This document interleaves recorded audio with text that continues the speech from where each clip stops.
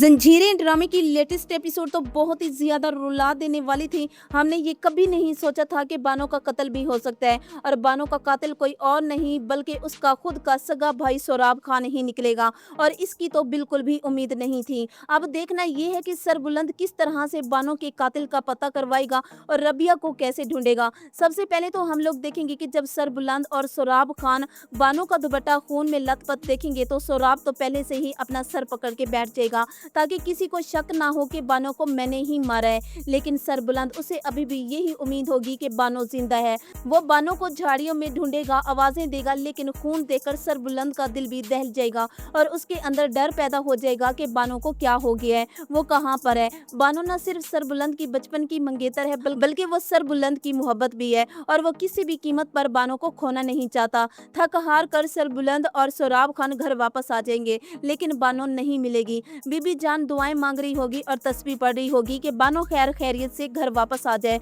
तभी ही नौकरानी बीबी जान के कमरे में आएगी और उसे बताएगी कि बीबी जान, सोराब खान और सरबुलंद आ गए हैं, लेकिन उनके साथ बानो बीबी नहीं आई। ये सुनकर बीबी जान नौकरानी से कहेगी बानो बीबी नहीं आई, इसका मतलब वो अभी तक नहीं मिली। सोराब खान तो आते साथ ही सारा इल्जाम रबिया पर डाल देगा और बीबी जान के गले लगेगा और उसे कहेगा बीबी जान, ये दुपट्टा खून में लथपथ मिला है, पता नहीं बानो बीबी कहाँ है। ये सुनकर बीबी जान सोराब से कहेगी बेटा बानो ठीक होगी, तुम हौसला रखो, बानो को कुछ नहीं होगा। लेकिन सरबुलंद की उम्मीदें जवाब दे चुकी होंगी। वो बिल्कुल मायूस और नाउम्मीद होकर एक साइड पे खड़ा होगा। तो तभी सोराब खान सरबुलंद से कहेगा ये सब रबिया की वजह से हुआ है, ना तुम इस लड़की को यहाँ लेकर आते और ना ही इस मनूस लड़की की वजह से आज बानो को कुछ होता, सबकी जिम्मेदारी यही है। ये सुनकर रबिया की आंखों में से आंसू निकल आएंगे और वो वहाँ से चली जाएगी और रही से कसर सोराब खान की बीवी पूरी कर देगी। जब उसे पता चलेगा कि बानो नहीं मिल रही और सुनने में आया है कि उसका कत्ल हो गया है तो वो गुस्से की हालत में रबिया के पास पहुंचेगी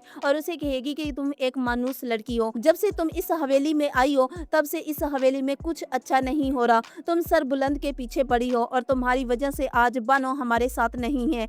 ये सुनकर रबिया घर छोड़कर चली जाएगी। वो अभी तक मुदस्सिर की मौत का सदमा अपने दिल से नहीं निकाल पाई और अब बानो की मौत का जिम्मेदार भी रबिया को ही ठहराया जा रहा है। तो रबिया रात के अंधेरे में घर छोड़ के भाग जाएगी। वो जंगलों में मारी मारी फिर रही होगी और उसका दिल ऐसे करा होगा कि किसी नदी में जाके कूद जाए और खुदकुशी कर ले। तो वहीं दूसरी तरफ सरबुलंद बानो को भूल नहीं पा रहा होगा। सरबुलंद के करीबी रिश्तेदार एक एक करके उससे दूर जा रहे हैं। पहले शेर दिल और उसकी बीवी, फिर सरबुलंद का दोस्त मुदस्सिर और अब बानो की मौत। सरबुलंद से बर्दाश्त नहीं हो रहा और सरबुलंद के अंदर इंतकाम लेने का जुनून और ज्यादा बढ़ गया है कि आखिर कौन है इन सब के पीछे। सब तुरसम को विलन समझ रही हैं, लेकिन असल विलन तो सोराब खान निकला। सोराब खान ने बड़ी चालाकी से नौकरानी से कहकर शेर दिल को जहर देने की कोशिश की और जब वहां से कुछ नहीं हुआ तो तब उसने शेर दिल और उसकी बीवी का एक्सीडेंट करवाया और इन दोनों का कत्ल करवाया और बहुत जल्द सरबुलंद को पता चल जाएगा कि इन सब का जिम्मेदार